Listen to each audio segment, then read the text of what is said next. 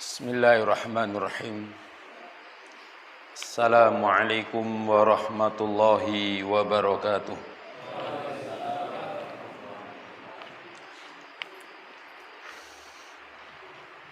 Innal hamdalillah nahmaduhu wa nasta'inuhu wa nastaghfiruh wa na'udzu billahi min syururi anfusina wasayyiati a'malina may yahdihillahu fala mudilla lahu wa may yudlil falan tajida lahu waliyan mursyida. Asyhadu an la ilaha illallah wahdahu la syarika lah wa asyhadu anna Muhammadan abduhu wa rasuluhu la nabiyya wa la rasula ba'dah. Allahumma salli wa sallim ala nabiyyina Muhammad wa ala alihi wa ashabihi wa man tabi'ahum bil huda wa bil ihsani ila yaumil qiyamah. Rabbi shrah li sadri wa yassir li amri wahlul 'uqdatan min lisani yafqahu qawli, amma ba'd. Fa inna asdaqal hadithi kitabullah wa khairal hadi hadiyu Muhammadin sallallahu alaihi wasallam wa syarral umuri muhdatsatuha fa inna kulla muhdatsatin bid'ah wa kulla bid'atin dolalah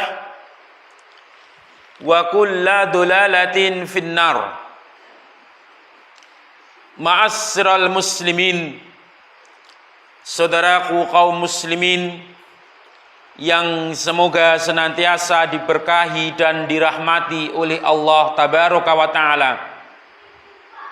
Puji syukur kepada Allah tabaraka wa ta'ala yang telah banyak memberikan nikmat-nikmatnya kepada kita semuanya.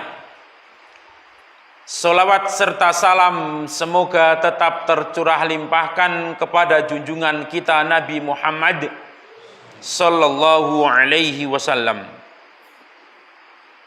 Kita akan melanjutkan membaca kitab Al-Masail Al-Jahiliyah, permasalahan-permasalahan, perkara-perkara yang dahulu dilakukan oleh orang-orang jahiliyah.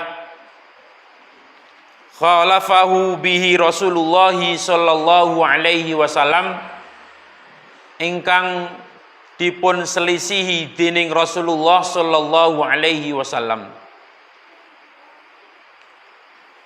Dalam pembahasan yang telah lalu, kita telah membaca pembahasan yang ke-48, Al-Kufru bi ayatillahi, termasuk permasalahan jahiliyah yang dahulu dilakukan oleh orang-orang jahiliyah adalah mereka kufur, tidak beriman kepada ayat-ayat Allah.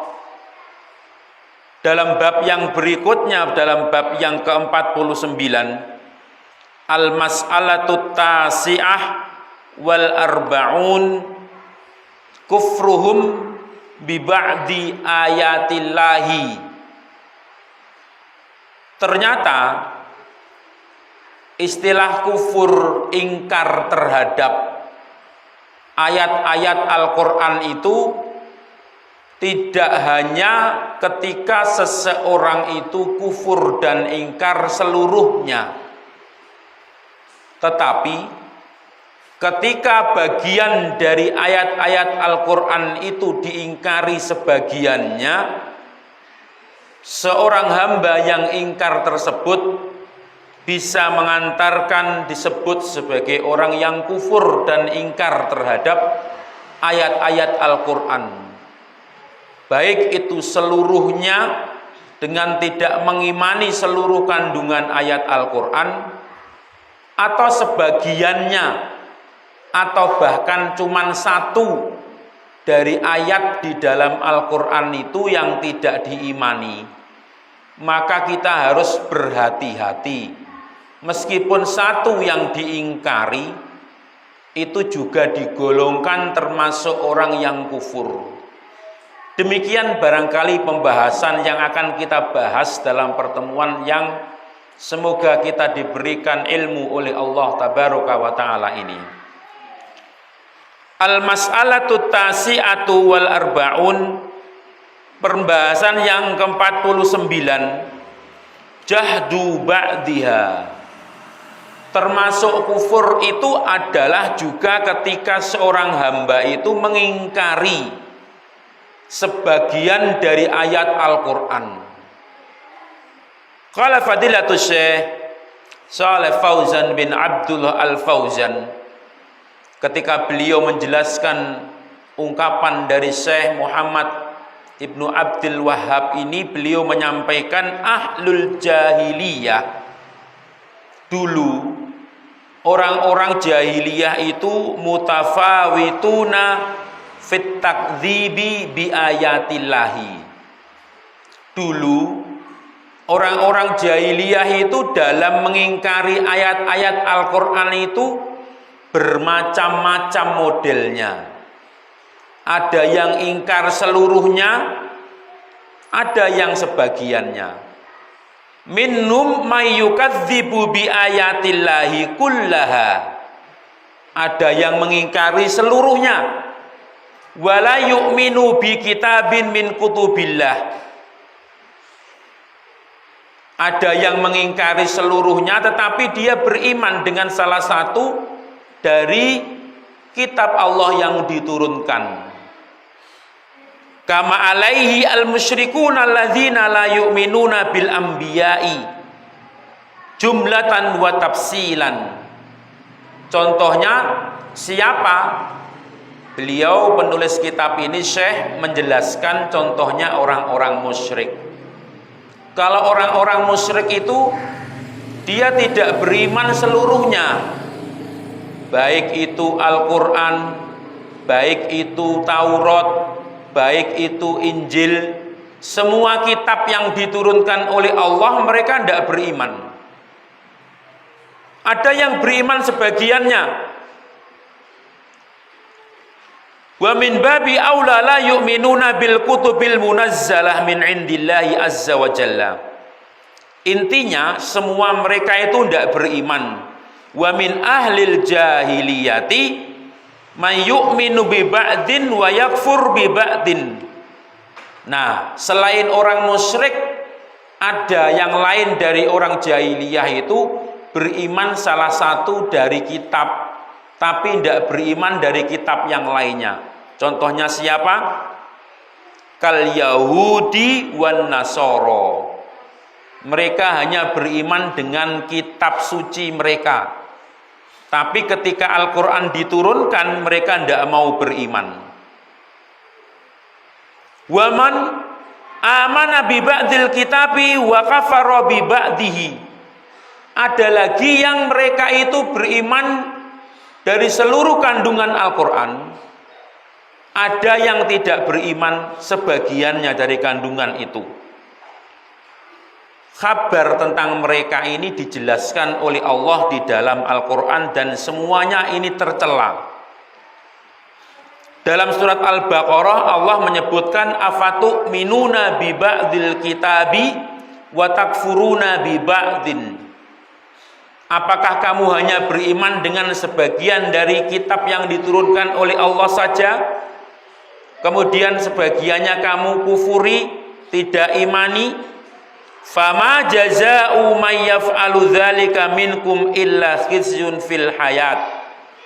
Orang-orang yang seperti itu dia akan menemukan sesuatu yang akan mencelakan dan membuat mereka tidak bahagia. Fahum la yu'minuna illa bima yuwafiqu ahwa'ahum. Mereka itu ada yang beriman dengan sebagiannya dalam kandungan ayat Al-Quran tadi itu, dan sebagiannya tidak. Yang mereka imani yang mencocoki dengan hawa nafsu mereka saja. Yang mereka imani hanya yang mereka condongi dan mereka suka saja. Wa ma khalafa ahwa'ahum kadzdzabu bihi. Ayat yang tidak mereka senangi, ayat yang tidak cocoki dengan perilaku kehidupan mereka karena dianggap mengganggu, mereka dustakan. Fala yanfa'uhumul iman. Maka orang yang seperti ini hukumnya berdasarkan dengan ayat ini, keimanan mereka itu tidak bermanfaat.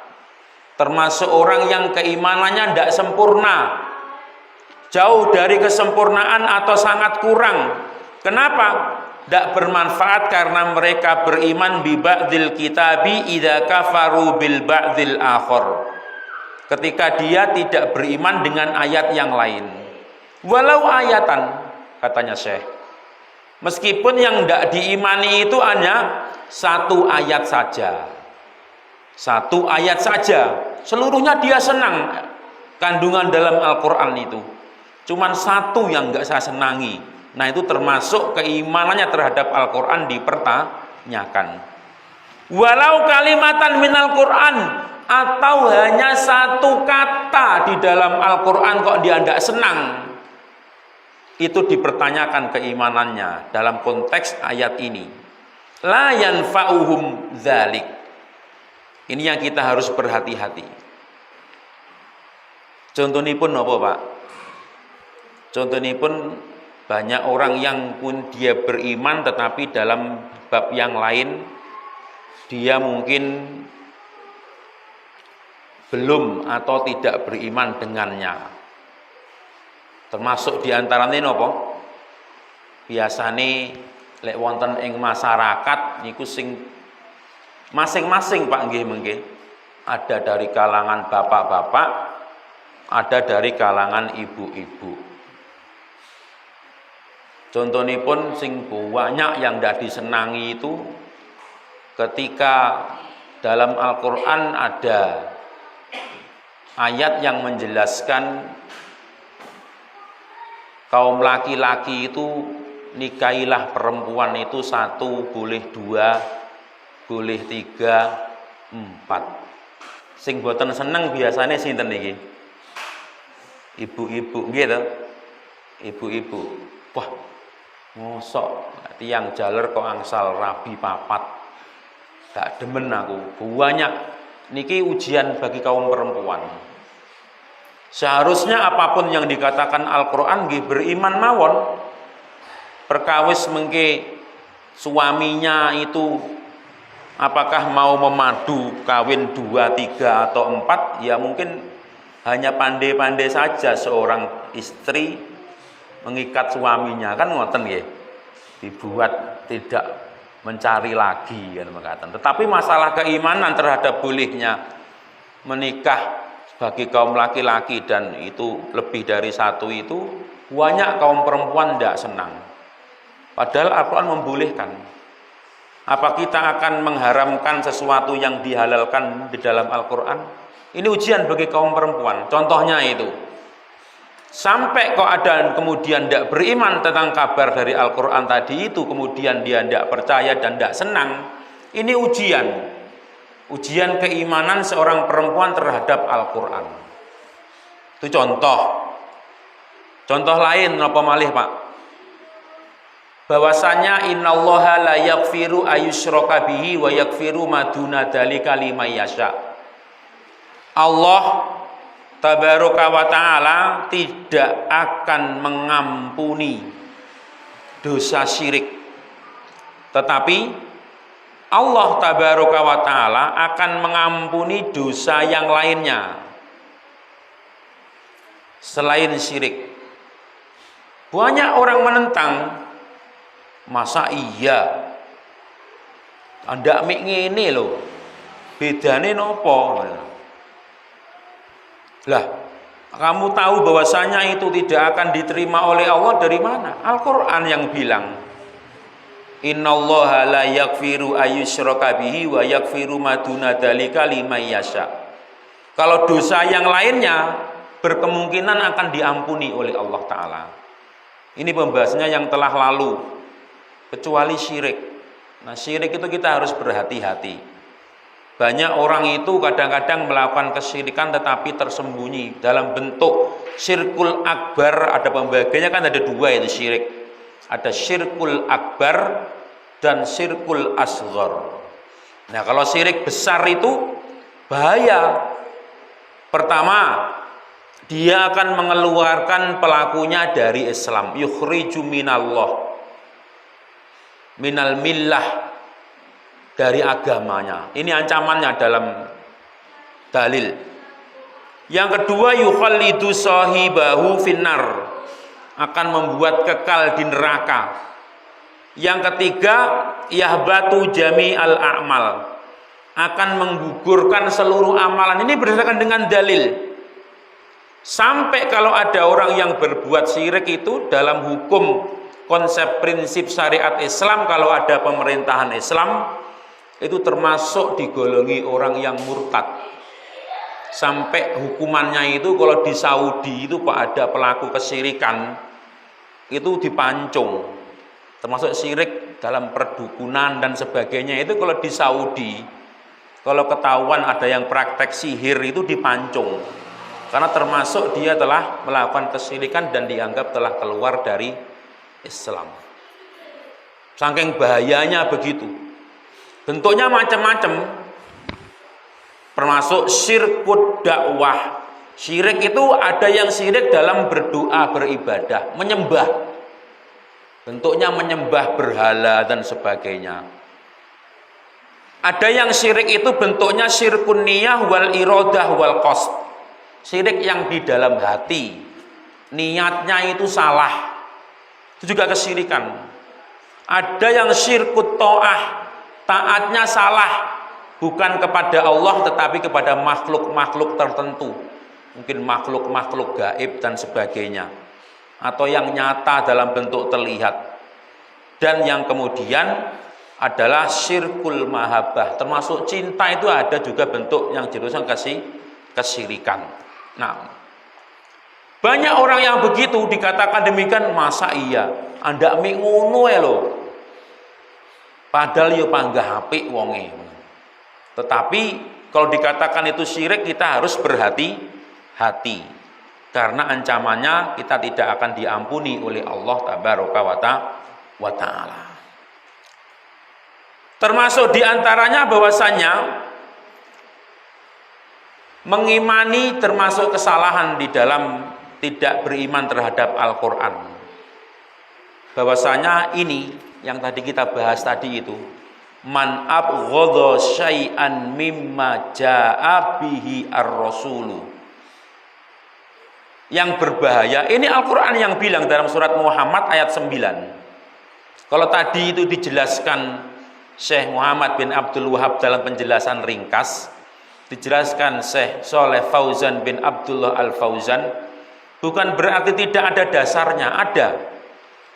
Al-Quran menjelaskan dzalika bi annahum karihu ma anzalallah fa ahbata a'malahum. Amal mereka batal, tidak diterima hanya gara-gara mereka benci terhadap apa yang diturunkan oleh Allah, Al-Quran maksudnya, atau salah satu dari ayatnya. Ini yang berbahaya. Sampai kemudian dia menjelek-jelekkannya, mengejek,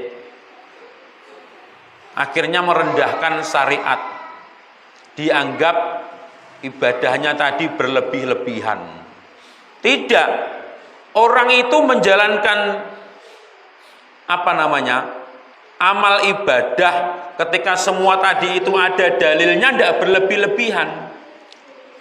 Laisa minat tasaddud biddin. Kadang orang itu tidak senang gara-gara dianggap nyerimpeti, dianggap tidak relevan dengan zaman, dianggap wah ini kuper, dianggap kurang pergaulan, tidak sama seperti kebanyakan manusia.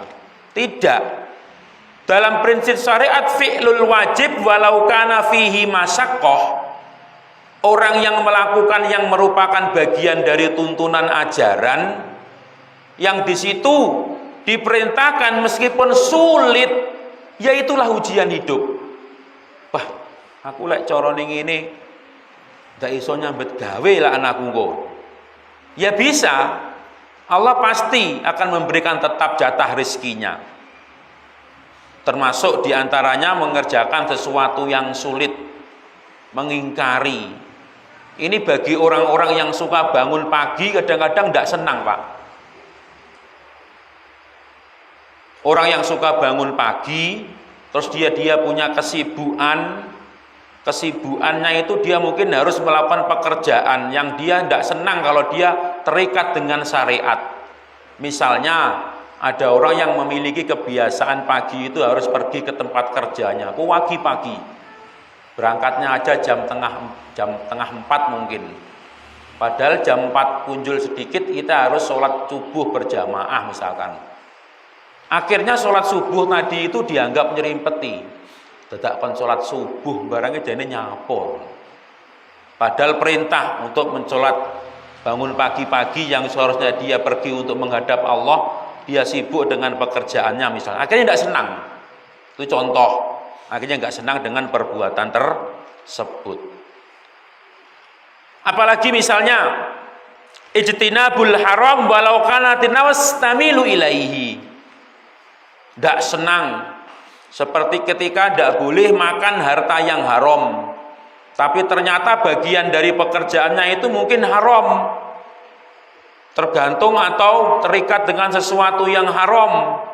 Di antaranya contohnya adalah mungkin masih ada yang masih berkecimpung dengan riba. Ini kadang-kadang akhirnya marah dia, tidak senang dengan syariat. Akhirnya mboten demen ngaji akhirnya. Mboten demen ngaji malih. Lah ngaji. Akhirnya aku ngene iki diribak-ribakne, dikarom-karomne lho penggayanku. Kenapa? Dia mungkin masih terlibat perkara riba misalnya. Padahal dijelaskan, banyak orang kadang masih merasa mulia padahal berkecimpung dengan riba. Misalnya apa? Mungkin dia masih teranggap dalam strata sosialnya mulia, dianggap sebagai orang yang berduit, padahal kebiasaan sehari-harinya itu berkecimpung dengan riba. Dia dimuliakan manusia karena kekayaannya, padahal dalam syariat tercela riba itu.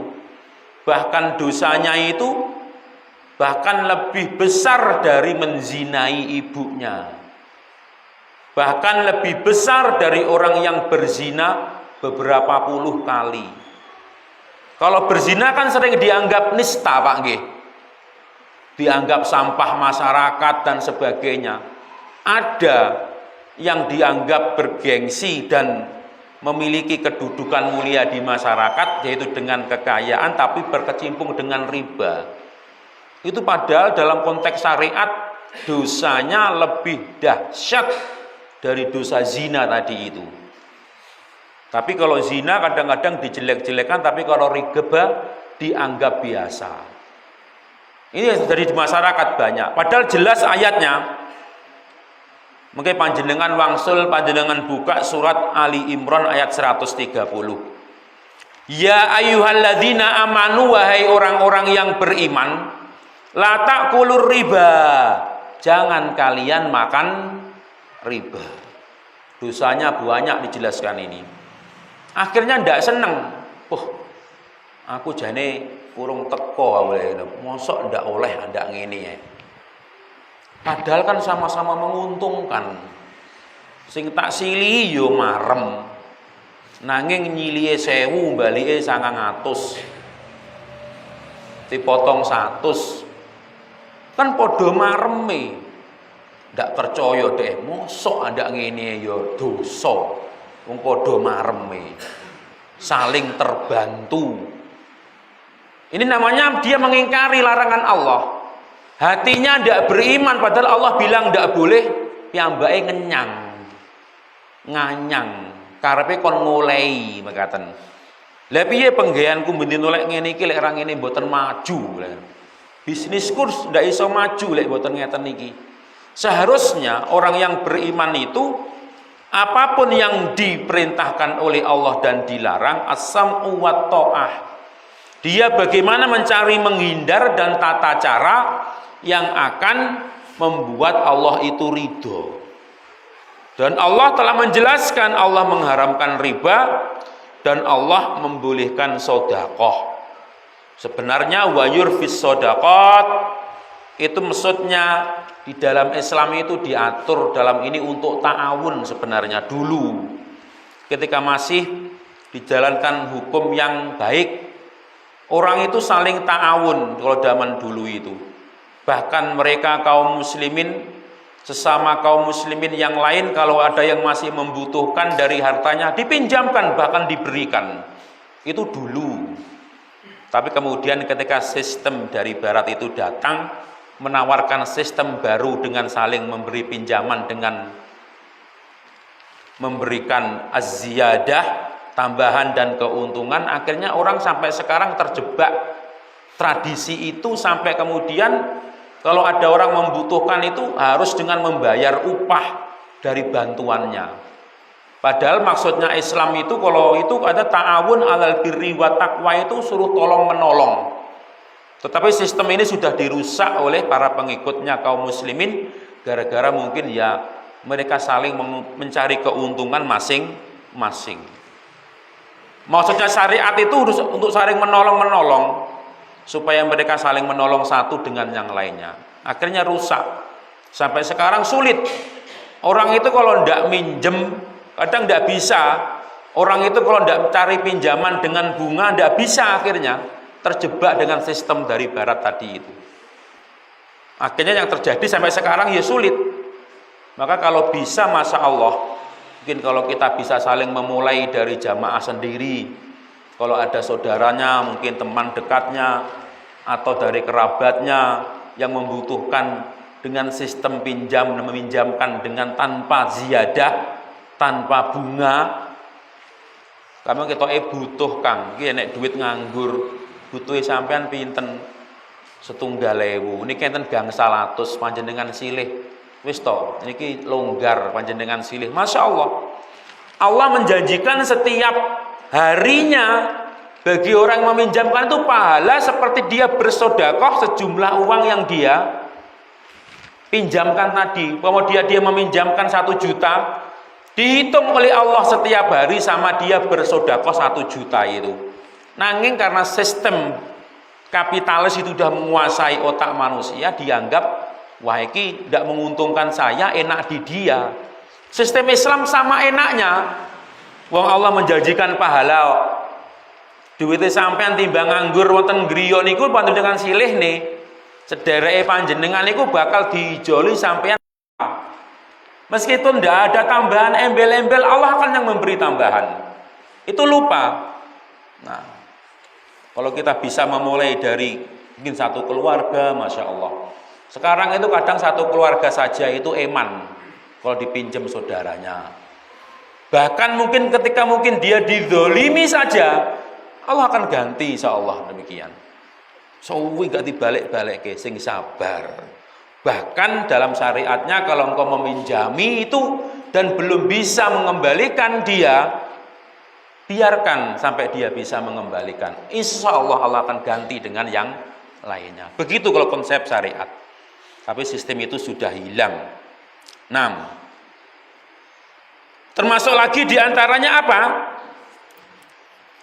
Ijtinabul haram walau kanatin nafs tamil. Kayak tadi itu nggih, akhirnya riba. Wah, Islam tidak riba barang haram ini apa? Aku jane liyane tasik saged salat, alhamdulillah tasik saged.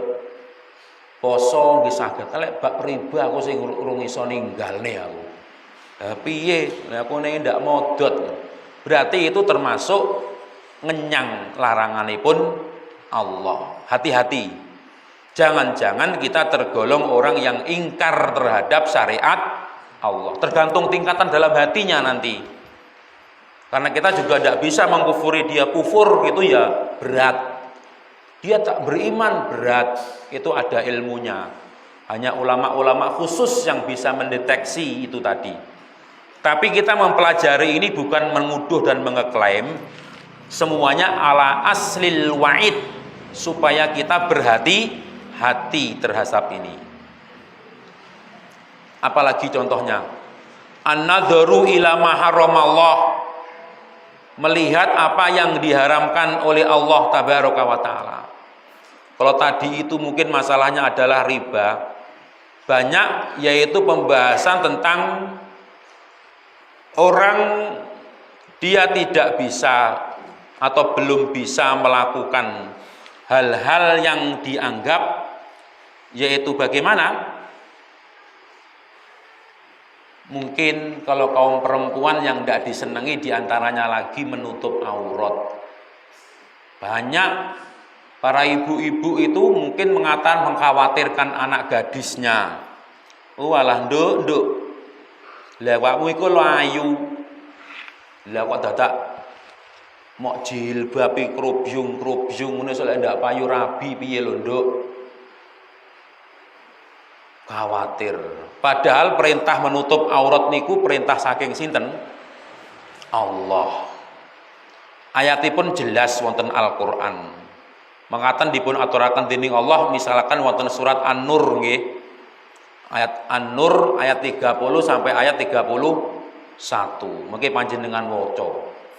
Kullil mu'minina yaghuddu min absarihim wa yahfadhu furujahum.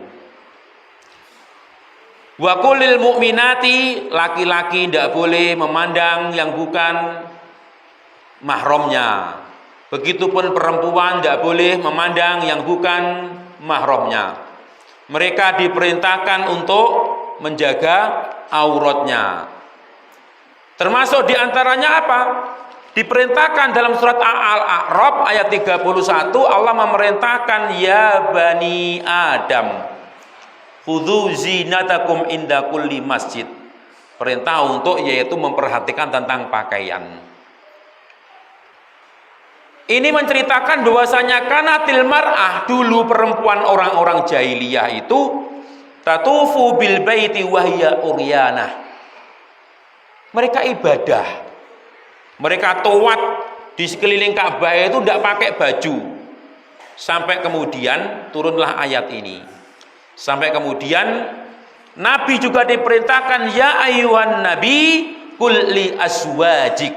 Perintahkan kepada istrimu wa banatik, anak wanisa'il mukminin, anak-anak perempuan dan seluruh kaum mukminah, perempuan mukmin, yudnina alaihinna min jalabibihinna, supaya mereka itu menjulurkan jilbab-jilbab mereka menutupi tubuh mereka. Ini perintah dari Allah. Kemudian ada seorang muslimah tidak senang.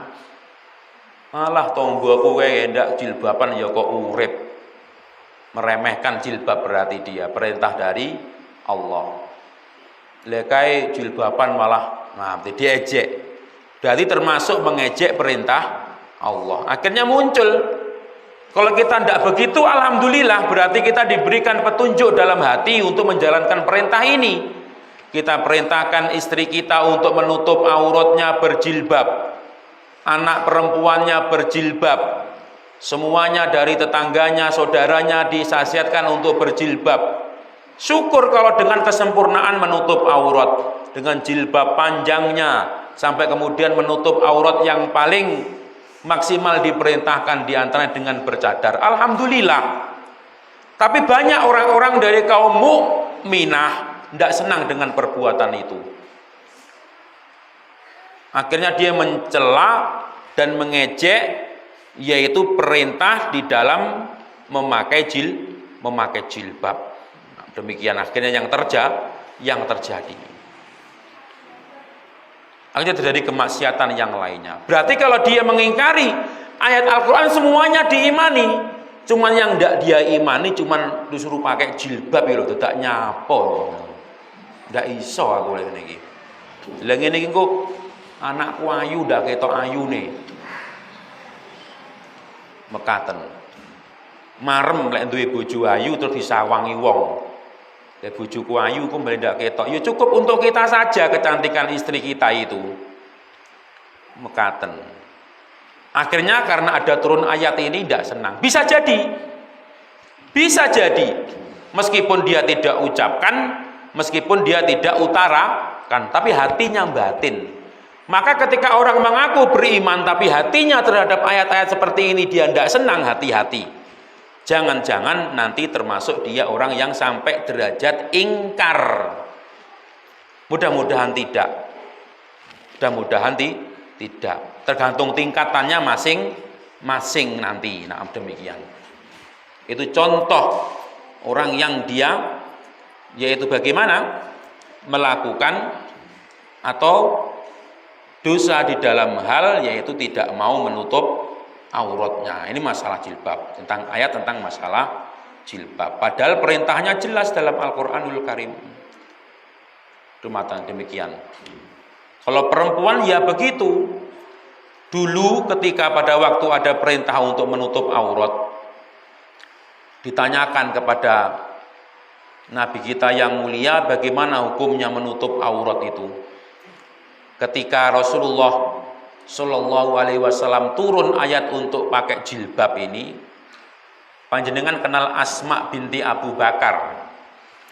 Asma binti Abu Bakar niku saudaranya ibunda Aisyah. Naking benten ibu yoganipun Abu Bakar As-Siddiq, nanging benten ibu. Karena saudaranya Aisyah, saudara perempuannya ibunda Aisyah, piyambakipun sering dolanan dalam kalih sinten? Kalih ibunda Aisyah. Pada suatu hari ketika beliau datang dan sudah turun ayat untuk menutup aurat tentang jilbab ini, Rasulullah perintahkan kepada Asma tadi. Rasulullah pun ketika turun dan Asma tidak pakai jilbab pada waktu itu, Rasulullah memalingkan mukanya. Padahal niki sinten? Dulure bojone dhewe. Jenenge napa niki berarti dalam bahasane awake dhewe? Ipar napa? Ipar nggih, ipar. Rasulullah itu langsung Asma dugi. Padahal ayat tentang aurat tadi sudah turun dan kemudian tidak boleh kecuali harus berhijab. Rasulullah memalingkan mukanya. Rasulullah. Nanging nek awake dhewe kan mboten lho. Masyarakat awake dhewe lho nggih. Kadang nggih Anda iki dulurku dhewe lho iki ngono. Padahal ya sampai ipare, sampai nopone, padahal ya duduk mahrome bareng.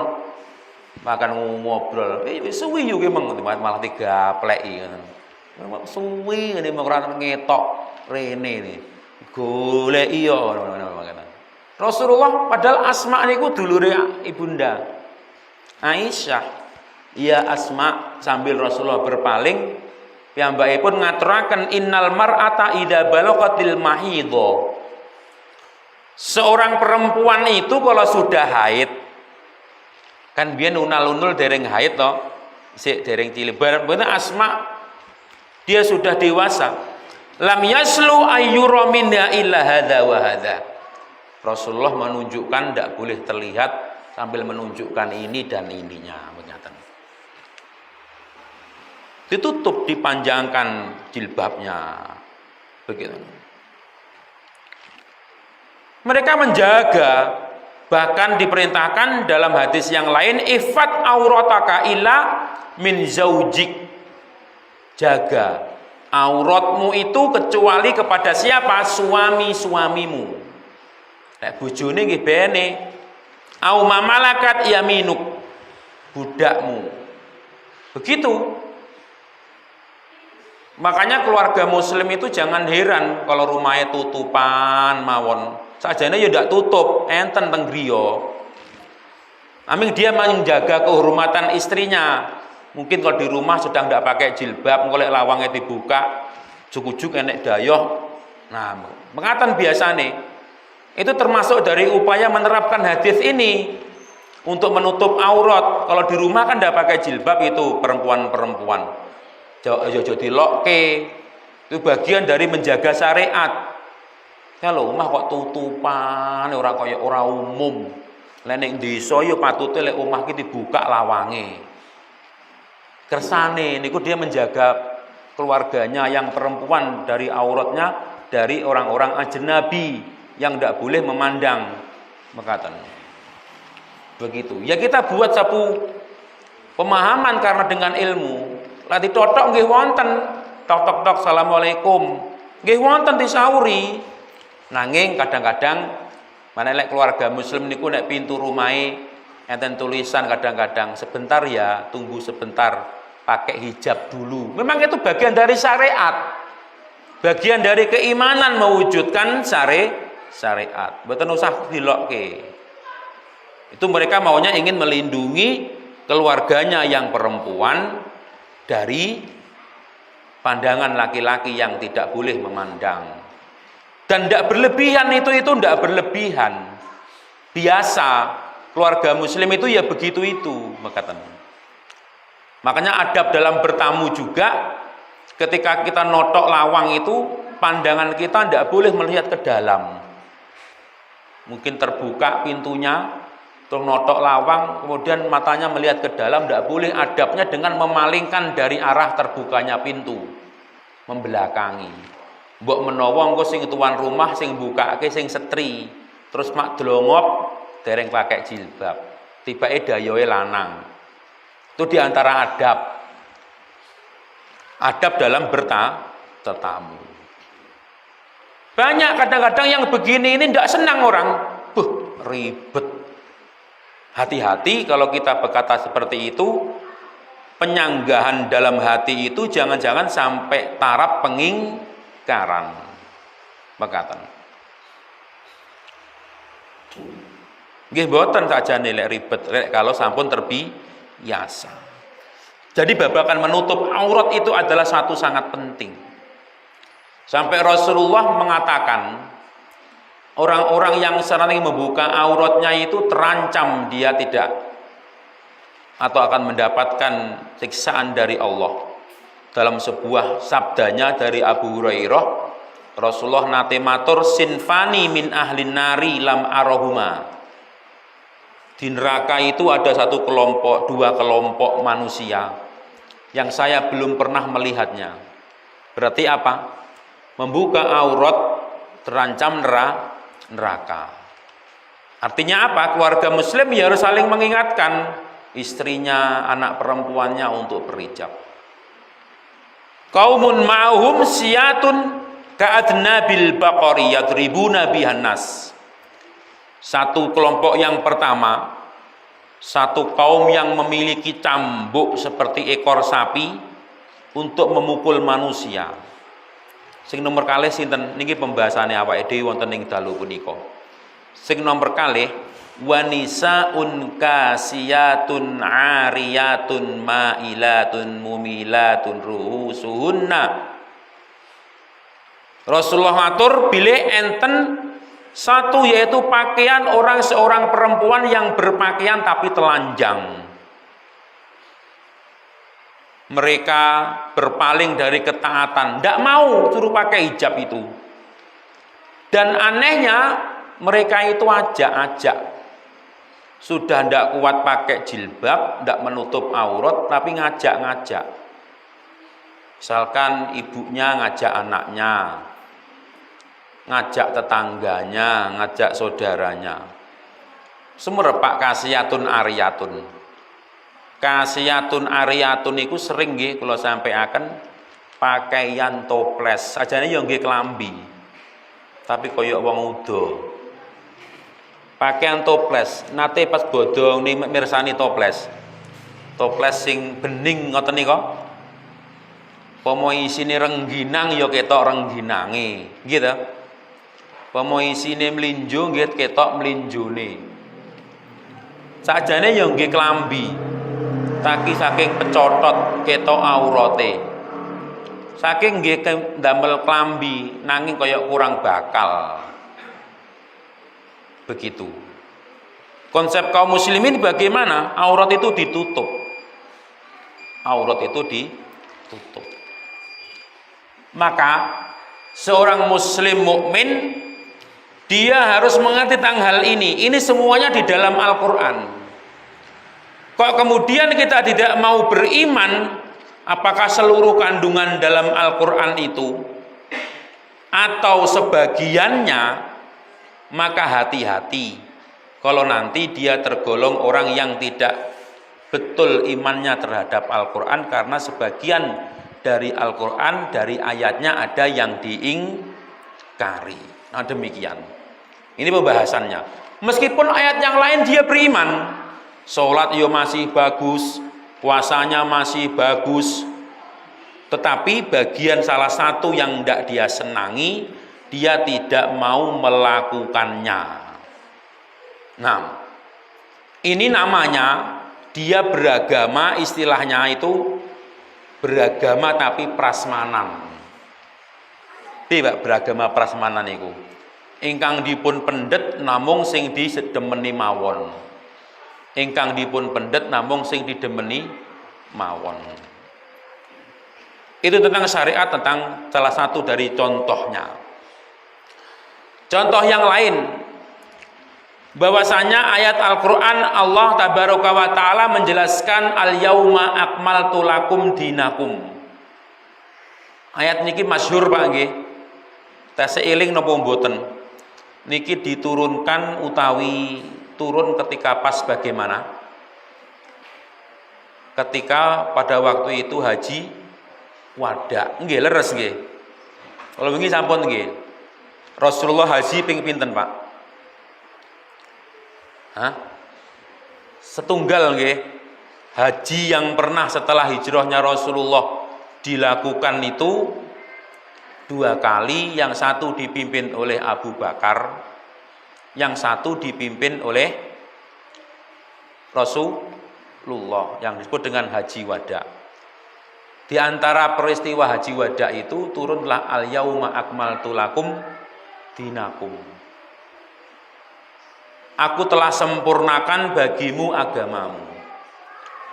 Kemudian bagaimana? Berarti kita harus meyakini agama Islam ini telah sempurna. Kok kita kemudian mengatakan bahwasanya Rasulullah tidak mengajarkan semuanya? Berarti kita telah berdusta atas nama Nabi.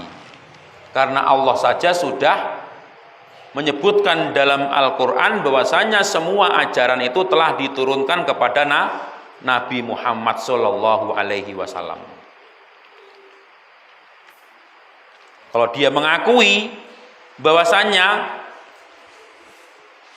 ada ajaran lain yang belum diajarkan oleh Rasulullah, kemudian membuat ajaran-ajaran baru, berarti sama dengan dia menuduh Rasulullah belum menyampaikan seluruh ajaran yang disampaikan oleh Allah. Tegesipun napa, Pak?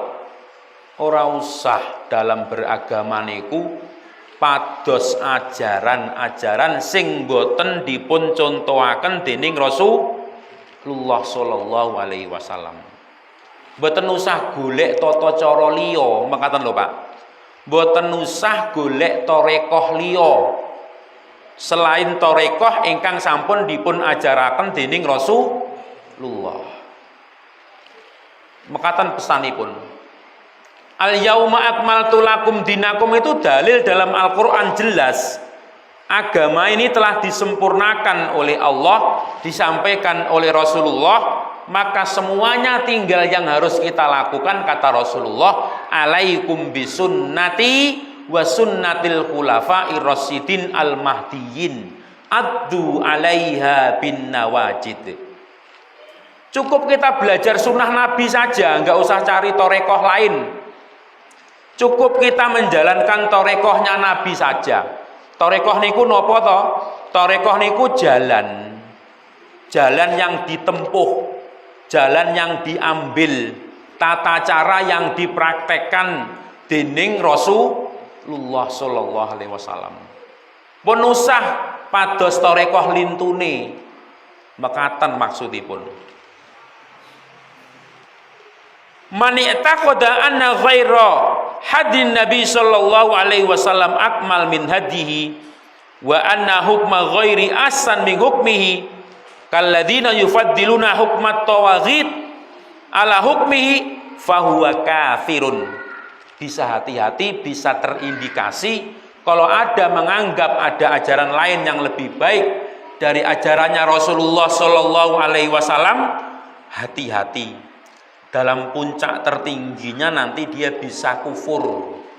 Nanging sepindah malih, hati-hati memberi label kafir kepada orang lain.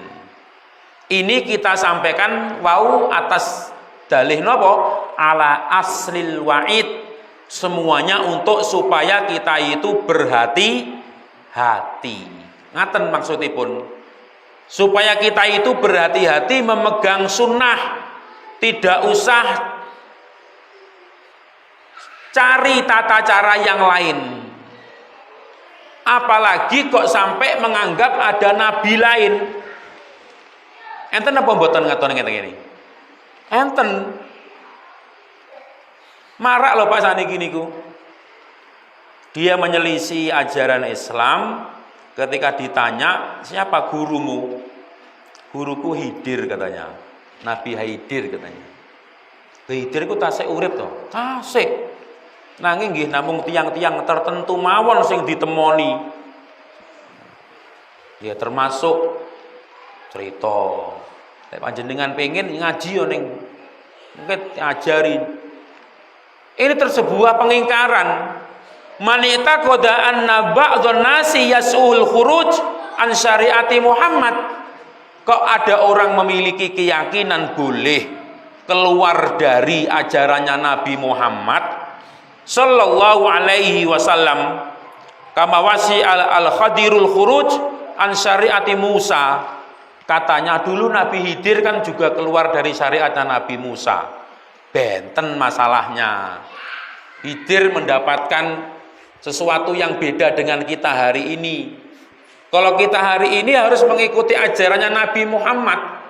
Bahkan Rasulullah menyebutkan sampai Musa, Isa kalau masih hidup bersama dengan Nabi, ketika dia turun maka akan mengikuti syariatnya Muhammad. Tidak boleh. Dan ini marak di masyarakat. Sekarang itu ada ajaran-ajaran Islam kebatinan itu katanya gurunya Hidir. Mengikuti syariatnya waktu Hidir dengan Musa dulu. Kan Musa sama Hidir sama-sama Nabi tapi beda ajarannya. Kan boleh itu. Berarti kita sekarang juga boleh. Beda masalahnya. Karena agamanya telah disempurnakan dan kita harus diperintahkan mengikuti ajarannya Nabi Muhammad. Maka itu neko-neko itu namanya. Begitu. Akhirnya nyeleneh ajarannya keluar dari prinsip yang diajarkan Nabi Muhammad dengan kedok alasan gurunya Nabi Hidir katanya. Dan Nabi Hidir memilih murid tidak sembarang orang. Akhirnya cuma pengagungan-pengagungan tanpa bukti yang nyata. Maka padahal dijelaskan dalam Al-Quran, al-yauma akmaltu lakum dinakum. Dia tidak beriman. Akhirnya muncullah Islam kebatinan dengan itu yang dia dapatkan dari zauq yang mereka dapatkan. Pengalaman spiritual gurunya. Akhirnya memunculkan torekoh-torekoh baru yang menyelisih torekohnya Nabi Muhammad Sallallahu Alaihi Wasallam. Kinten-kinten maksudnya paham Pak gini. Kalau kemarin pembahasannya itu orang yang tidak beriman itu ada yang sebagiannya, ada yang seluruhnya, maka bahkan disebutkan kita tidak iman terhadap satu ayat Al-Quran saja, hukumnya juga dianggap sama. Hati-hati, ini kita harus berhati-hati. Lek dulu kan orang Yahudi niku tidak berimannya karena kitab sucinya lain, begitu dianggapnya, yang membawa Muhammad. Padahal dia kepercaya dalam Taurat atau Injil dari orang Nasrani akan datangnya Nabi akhir zaman itu mereka beriman, tapi tidak beriman kepada Al-Quran gara-gara Al-Quran yang membawa siapa? Muhammad. Dan mereka dengki Lah Nabi Muhammad kan bukan dari keturunannya. Pelajaran apa yang kita bisa ambil? Kadang-kadang ayat Al-Quran itu diterima atau tidak dalam sebuah masyarakat, kadang-kadang karena sebabnya kalau cuma dua. Kalau tidak terkena subhat, salah pemikiran. Yang kedua, syahwat tergoda oleh dunia, tidak menguntungkan dunianya. Oleh orang Yahudi, dia selain syahwat pemikirannya sudah terbalik, dia juga mencari keuntungan popularitas, hasad. Kenapa Al-Quran atau Muhammad itu nabi terakhir itu kok lahirnya dari keturunannya Ismail, kok tidak dari keturunannya dia? Padahal orang Yahudi itu ketika dia pindah ke Madinah, kan orang Yahudi yang di Madinah itu pindahan dari negeri jauh. Di antaranya mungkin dari Syam, dia pindah ke sana bedol desa sampai kemudian muncullah di Madinah ada Bani Qainuqa, Bani Ghatafan, Bani Nadir, Bani Quraidah. Itu mereka kalau bertengkar dengan orang Madinah sampai yakinnya kalau akan datang Nabi akhir zaman, dia sampai berdoa kepada Allah. Niki dijelaskan Ibnu Katsir dalam tafsir Ibnu Katsir. Dia berdoa, Allahumma ba'ath, ya Allah, segera datangkanlah hadan nabi ini, alladzi najiduhu maktuban indana, yang kau tulis dalam kitab kami. Berarti beriman tidak orang Yahudi dan Nasrani terhadap kitabnya? Beriman. Tapi ketika Al-Quran dia tidak beriman. Injil Yahudi dengan Nasrani tidak, Nasrani dengan Yahudi juga tidak. Hatta nu'adzib al-musyrikina wa naqtulahum, akan aku perangi itu orang-orang musyrik. Nah, orang Yahudi menyebut orang Madinah yang tidak mau beriman dengan kitab sucinya dianggap orang musyrik juga. Artinya dia waktu itu juga masih percaya dengan kitab suci yang diturunkan oleh Allah kepada mereka. Tetapi bedanya ketika mereka turun Nabi akhir zaman itu dari keturunannya Ismail, kuffaro hasada. Mereka kufur, tidak beriman terhadap Nabi tadi dan yang dibawa. Apa sebabnya? Hasada, karena dengki. Maka seseorang pelajarannya, sungguh hasad itu seringkali menjadi penyakit kebenaran itu tertolak atau ditolak dalam sebuah masyarakat. Biasanya sebabnya juga karena mungkin hasad, tidak menguntungkan kelompoknya, tidak menguntungkan organisasinya, tidak menguntungkan bisnisnya, tidak menguntungkan dunianya. Hatinya kalau dia melakukan itu, akhirnya ketika dakwah disampaikan hatinya hasad, tidak mau menerima. Padahal seharusnya seorang muslim itu ya harus pasrah, asam wa ta'ah, apapun yang dikatakan dan disampaikan oleh Allah diterima. Akhirnya apa? Dia beriman dengan ayat Al-Quran yang lain, tapi salah satu dari ayat Al-Qurannya diingkari. Baik, barangkali cukup. Ini pepeling supaya kita terus memegang sunnah Nabi dan ajarannya dari apa yang dijelaskan oleh maqalallah wa qala Rasulullah sallallahu alaihi wasallam. Ada perkara yang belum kita bisa jalankan, ya kita tahu tetap itu diimani, itu bagian dari ajaran. Semoga dalam waktu yang akan datang bisa menjalaninya. Mekaten. Taib, jadi begitu maksudnya, intinya tidak boleh menerima ajaran ini sebagian dan menolak sebagiannya. Mekaten. Beriman terhadap Al-Quran itu ya seluruhnya, apapun itu resikonya ya siap ditanggung, dan itulah sebagai ujian hidup dalam ketaatan kepada Allah. Ya memang sulit, sunatullah memang sulit, karena Rasulullah menyebutkan sayati ala nasi zamanun as-sabiru fi dinihi kal qabid alal jamar. Memegang syariat Islam niku sami kados gegem wowo panas. Muga-muga awake dhewe kuat. Sakniki kuat, besok kuat, sampai kita meninggal dunia juga tetap kuat. Amin ya robbal alamin. Sampai nanti kita dikumpulkan di surganya Allah tabaraka wa taala. Kula kinten cukup, monggo dipun tutup kanthi doa kafaratul majelis. Subhanakallahumma wa bihamdika asyhadu an la ilaha illa anta wa astaghfiruka wa atubu ilaik. Assalamualaikum warahmatullahi wabarakatuh.